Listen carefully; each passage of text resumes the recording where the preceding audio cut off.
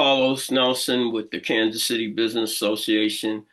And at this point, we have a series going on trying to amplify the voices of our Black businessmen to talk about some of the trials and the tribulations that you have to go through being Black in business and having a lack of access to capital. And today, our guest is Mr. Forest Tyson. He has a construction company and he is a developer, also has projects that he has developed. Welcome to the show, Forrest. Appreciate that, Carlos. How you doing today? Doing all right. Tell our audience a little bit about yourself with the quick step and what your company does, and give a little bit of legacy to what you're going to talk about. Uh, in a nutshell, Carlos, I tell people all the time, I think I'm the most blessed man in America.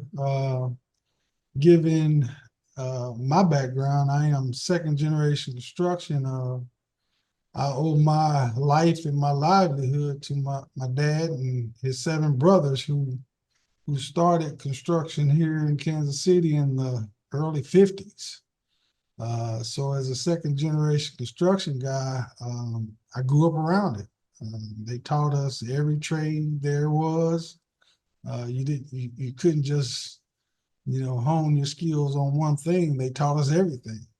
So uh, when they say master of none and all that kind of things, well, we had to master everything.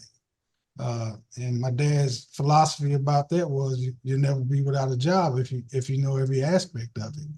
So I have been blessed, and my brothers and the majority of the 56 first cousins I have been doing this our entire lives. So we owe a lot to our parents and the opportunity they gave us to build careers in this industry, and it's been good to us. I mean, we're in roadwork construction, so they're always building the street or repairing the street somewhere in Kansas City. So we've kind of carved out our own little niche, and uh, like I said, we've been doing this since the early '50s, and I'm second generation, and there's a third and fourth generation coming online here shortly. So it's been a family thing.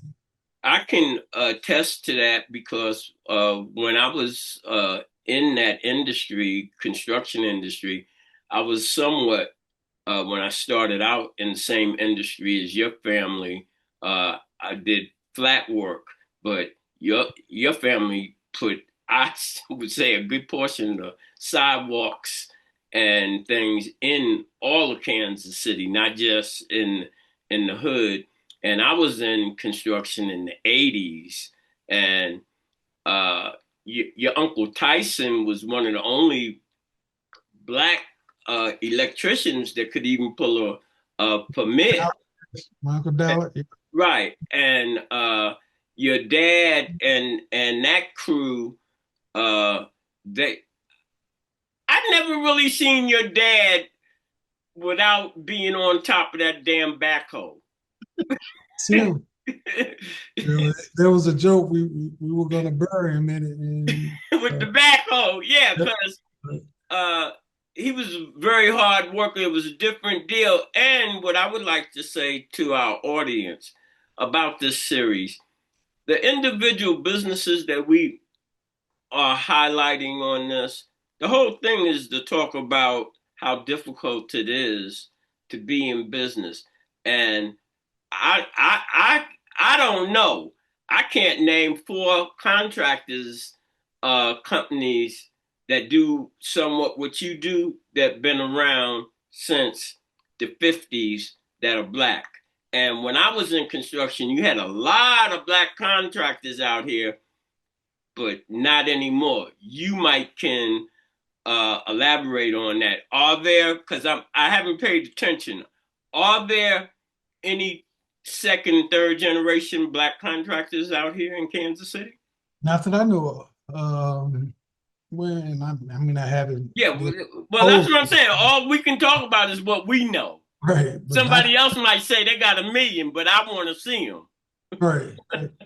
All I know of is us. So I'm sticking to that All story. right, so now let's talk about some of the trials and tribulations that your company has had as it relates to access to capital. How has that been? Talk about uh, from the time that you took over the company or start managing. I mean, it's the same thing, just a different year. There's And always because you hold it, because you wear two hats as a contractor and as a developer. that is true. I mean, we always face with the same things. The scaling up to do a project, bonding is always an issue for small businesses, and lines of credit. Those are the key issues that, why most people fail, because you can't get there from here if you don't have the ability to, finance jobs and wait on payment and progress payments from the city of Kansas City, which is, 99.99% of the things that we do are, municipalities versus private work. So I mean, it's just the uh, What do you same thing. think can be done from a political standpoint and the people that represent us uh, in that public space? Because do you feel that your competitors have to deal with the same issues you deal with from a financial bonding and all of that, and Oh, cooperation from their representatives that represent where they do their business? well, I mean, that's twofold, Carlos. I think the first step is to get the guys that are out there doing or want to do this work is to get them in the position to even seek the types of funding or lines of credit or building their capacity. They have to get ready first, and some of us don't want to. The majority of us don't want to do that. They don't want to. They don't want to go through the steps to build capacity because it's just so arduous. It's just so time consuming and There's no other way. You saying all the things it is, but there's no other path. What you there's gonna hit no the lottery? There's no you other have to do way, it. and that You have to. means Mhm. sacrifice. That means pain, and that needs patience. That's absolutely, and that's why I credit my dad and my uncles. They had the flexibility to let that second generation like me to get in the office versus been over you know pouring concrete. We As were far as able. I'm concerned, cutting you off a little bit, you're Mhm. dealing with a different era. You're dealing with our community when all our community work together. Our ministers, our politicians, and the general bottom 2/3 of the community were for uh, working with our small businesses. When I was in construction, you had MoCan led by Alex Harris, and we had maybe 40 contractors, 50 Mhm. contractors. I know, as I said, I knew your uncle. I was a general contractor, and all my electric work went to him and to another Anthony. I forgot what Anthony's last name. He was able to pull permits, but in the black community, those were the only two that were licensed, and we have maybe one or two that could pull permits in plumbing and heating. Mr. Berkeley, and that has all fallen apart. And it seems like your company is like the last man standing. And talk a little bit about your development and what you have been able to accomplish and working with. You have a partner, Pat Clark, that's very involved in the community on. Boy, this man wears about 20 hats. I don't even know. I look at Pat for a minute and I'm like, when does this Negro sleep? And We don't, Carlos. We really don't. I mean, because it's about the community for us. I grew up here. I wanted to see it better. Uh, that's just how we are. And uh, I mean, we get up every day and we want to create jobs. We want to create opportunities because nothing beats a bullet like a job. boy, When that opportunity is there, things change in people's lives. So that's why I give all the credit to my dad and my uncles because they created a lot of jobs for a lot of people, and no and that fanfare, era, man, let me tell you this. That no era was fanfare, something else. On yeah, Friday, payday, they had you remember Golden Gate Liquor? absolutely. All right, because when I paid my cruise, when your daddy and them pay, they take them checks down to go, and you could see the trickle down. That's what I'm talking about. From us getting the contracts and then having a dozen. Y'all had dozens. I might have had a dozen people that the contract I got, a dozen uh, black people from our community, not outside the community, were Mhm. doing the job, was doing the paint job, doing the concrete job, doing the framing job, and what have you. And all of that has dissipated. And I say that to say this. Uh, Earlier, I did a interview with Councilwoman Melissa Hasley, and she is third district at large. And before we finished, I talked to her about because it's at large, the center that they have over there, I think about 500 million or whatever, the tech center that they have, the Northland that they're dealing with. Mhm. And I was saying to her, because I was in construction and individuals like yourself know what it takes to build a workforce, most of the enlightened uh, businessmen in the development field and in the construction field felt that we needed something like that, a tech over here in our community because you can have the company, but you have to have the people that can perform the skill set that you need. And since we let our uh, programs disintegrate, we have to start from scratch. Mhm. And the sooner we start to try to put things together, the sooner we'll get some results. And I think that's maybe a 2 or 3 year project, but that's not a long time to wait to Right. build your workforce. What do you have to say on that? I mean, it's like with anything, it's kind of cyclical.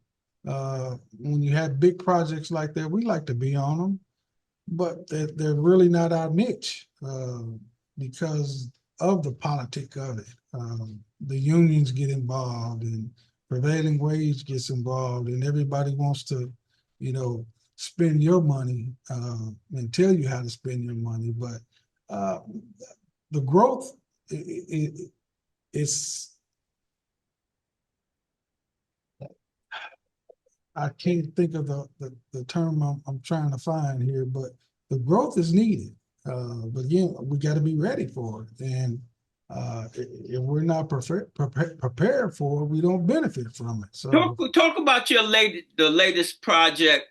As I'm always saying, where I live, over here on 30th and Benton, that I shop at Aldi's down there on 39th, and mhm, for the last 2 years, I was going down there, and there was a project on east side of the street, and I'm like, what the hell's going on there? And nothing was going on, nothing was going on, and then all of a sudden, I came down there and it looked like they built that overnight, and mhm, I was interested in who actually did it because it's in the hood, and found out that you, Pat, and another general contractor per se were involved in that. tell our audience a little bit about that. Well, as far as I know, I think it is the first project in the city. I'm not sure. I'm just going by what I know again. Where the neighborhood association, which is the Oak Park Neighborhood Association, is the co-developer. We actually were the ones to bring the plan to the design team and the team and to actually get it constructed to get built. Talk Uh, about who you had to work with to make that happen. oh my God. The ideal started 10 years ago, 2016. And it was just one of those, happen chance fluke things that started the ball rolling. A group of engineers and architects called the Pillars that worked out of downtown. They were part of I forget what the acronym is for, but it was a group of young engineers and architects that saw a documentary, Our Divided City, uh, and we were featured in that documentary. And they just reached out to me, out of the blue and said, "How can we help?" And the first thing came to mind is that we want to develop. And when they asked me where, I said, well, this 38th and Prospect was what we had our eyes on because it was, land bank properties vacant, was some apartment buildings there at one time. And I remember them being there. I remember the record shop being open. I remember that corner being, occupied. But, neglect. The buildings were torn down, and we just had vacant land there for decades. So I told them, "This is what we want to do." They, I really don't know how much money they spent, but they did a complete pro forma, historical pictures, and did a whole concept of what could happen on that site. And we just took it and ran with it. And 10 years later, we finally got that puppy, Tell our audience how many units that is, if you off the top of your head. it's And 35 units. I mean, it's bitter and sweet because, we wanted it for so long and we fought it for so long. Uh, and it's just, we're happy that it's happened, but given the 10 years that it's taken to do it, we just don't think nothing should take 10 years. But being new, being a neighborhood association that's trying to build capacity and wants to change our neighborhood, we were newbies. We had to learn as we went. And how difficult was it working with the contractor that you worked with? that was no problem whatsoever. It was getting to the build phase. It was finding all the different revenue sources. Because it looked good. I think I told you I rode around there, and that's something that we really needed. When I was in construction, I worked on one of the first urban core projects, Kensington Development, put the sidewalks and basements and catch basins and things in Kensington on 18th and Cleveland. And the taxes and all of that was just like if you built out in Overland Park.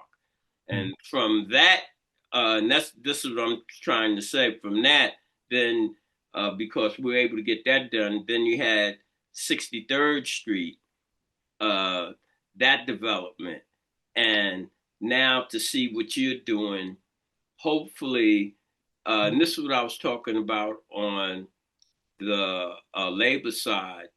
Uh, in 3 years, if we can start to try to put some programs together, uh, you be in position to do another development in our community because I don't think that you was able to get as much of that trickle down with this development because uh, we don't have the workforce that we had in the that is past. correct. And That, and I know, and I'm putting this out front because I know that y'all tried to get more minorities involved in the building process, but that's a hard nut to crack when your workforce has deteriorated.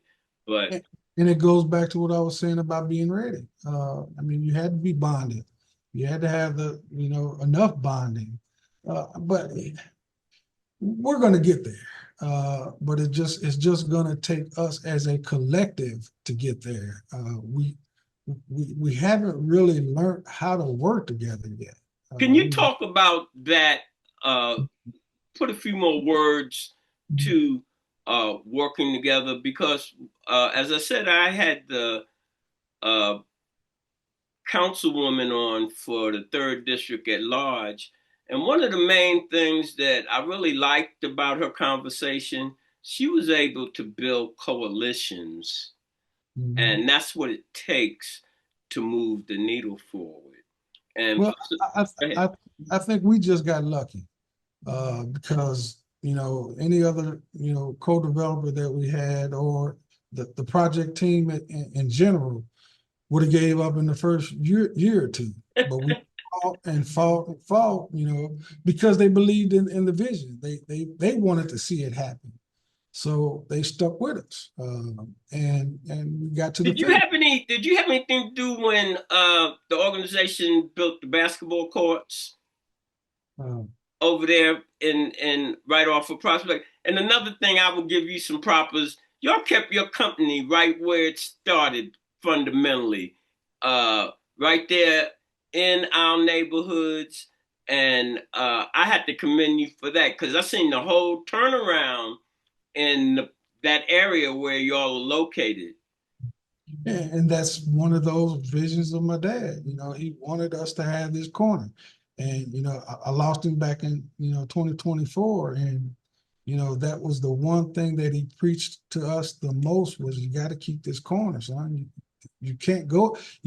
We couldn't even find each other if we didn't know this corner, because that's just what we've done our entire lives. So it's near and dear and it's personal, so I don't care what's going on around us. We're gonna stay here. There's no. I applaud you. I have to be. Uh, I don't have to, but I like to keep everything above board. I know that we came to you, Cascade Media came to you and your company for some support for our educational program, and then we were trying to do something, Contractors Corner, and you didn't hesitate. You was like, "What do you need?" You wrote me. I'm not going to say what type of check, but to me it was a pretty decent check. Uh, and I was able to accomplish some things. And I'm trying to get our community to understand the only way we're going to build anything is if we pay for it ourselves. That's If, right. if you're waiting for somebody else to do it, you're mistaken. And if you're not really looking at our leadership, because a lot of our funds in our community comes through the government Mhm. and who you have representing you in these positions are super important. Absolutely. And if that money was being spent and divvied up right, we'd see more in our community. So all I can say is we have to be vigilant and we need to support the people that are supporting our community. Which is why it was a no-brainer for me, Carlos, because for me it's all about the narrative. We have to change the narrative. We winning and we don't even know it. Which is why Cascade Media is so important to us because if we don't control our narrative, somebody's going to control it for us. If you hear, the major media outlets, this is Baghdad.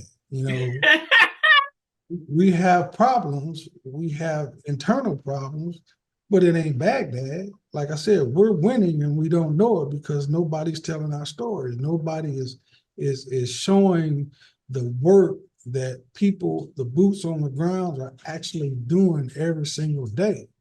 Uh, they get the gore and the blood and the hostile environment daily, but they're not getting news of the The successes that sweet success. yeah that are Because that's what it was. Let me say this, cash is king and content is king, and they go together. And like I said, I have to say, I I hate asking people for anything, a ride, money, or anything. But I have to. And when I ask most of these businesses, they come up with a story. And I, man, you just surprised me. So it was like, hey, what do you need? And I got you. That's And, just me, and Carlos. it wasn't gaslighting. It Well, no, wasn't. that's just me. I'm different, you know.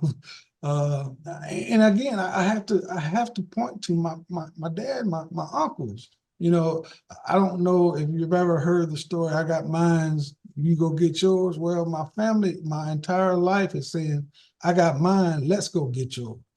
You know, That's what Tyson did for me, your uncle, because I don't know nothing about no damn construction, flat work, or nothing else. Uh, right? but I was willing to listen to them to tell me how to go do it. Your Mhm. uncle told me, go over there, this guy Sam Persley. He's an estimator. He'll get you covered. Tell him I sent you. And didn't want anything in And return. not a quarter. Just wanted to see you succeed. That's Yeah, it. him and Mr. Berkeley used to come down to my office and talk to me. Young, like young whippersnapper, you ain't all of that because you getting ready to fall into a trap. But I'm gonna tell you how to deal with that because They did, construction is yeah. something else, and general contractors break small contractors. That's what they do for a living. That's how they make their Yeah, and uh, your your your dad and your uncle, they saved me. One time I was doing something and didn't put in, I hit some hard rock or something and didn't have that in my contract, and they wouldn't let me do a change order and all of that. But I think it was your dad tried to tell me some shit and I wasn't listening, and it yeah, cost me some money. it happens. But that's the nature of the But beast. that's when you need the continuity. You have to have someone that has traveled that road, no matter what it is, to show you the mistakes they made so you don't have to make it. And you can Right, right, right. you can take another step forward. You still gonna have problems, but you're not gonna have the problems that your dad had and his dad had if you're paying attention. Because you got the playbook. And I like that's that, the playbook. That's right. you have it, you know, and that's why I keep telling people I am blessed, man. I cannot think of anything else that I've ever wanted to do because I've been around it my entire life. My brothers and I, my cousins, we were on job sites at 9 and 10 years old. Man, I was operating a Bobcat at 10 years old. I was Yeah, driving hold on. the, And audience, he's not lying.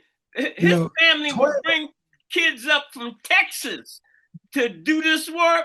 You see these little shorties on the Bobcat, you be like, what the hell is he doing?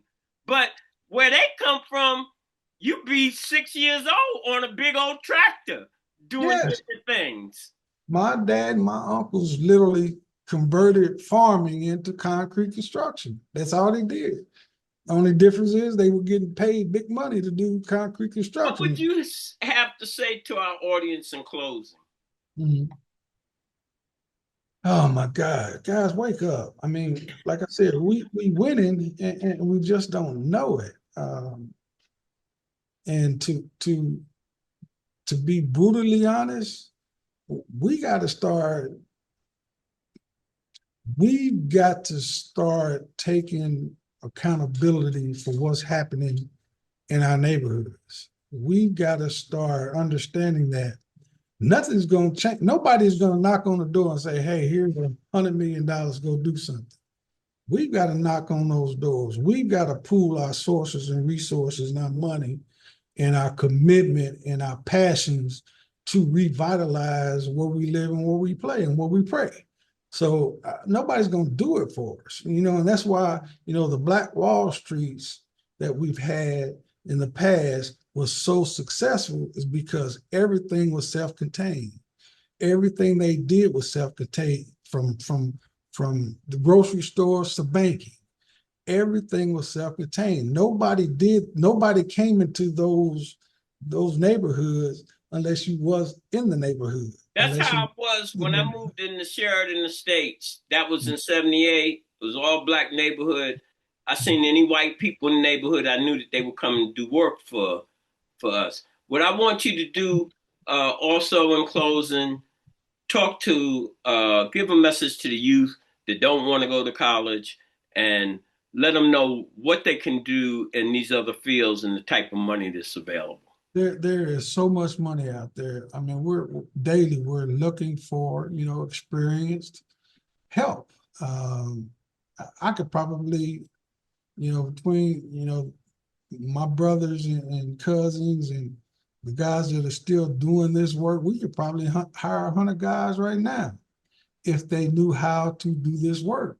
So we've tried to create, schools, and we've got a training program, but it takes money to do that. We can't can't train people without money. So we're doing that out of pocket versus, somebody getting federally funded or state funded or county or city funded to actually train our guys how to do this work. And when I say this work, I'm talking about prevailing wage. Labor's making $56 an hour now, a general labor. So when you get into the higher skilled trades like operators or, cement masons, you're $65 an hour.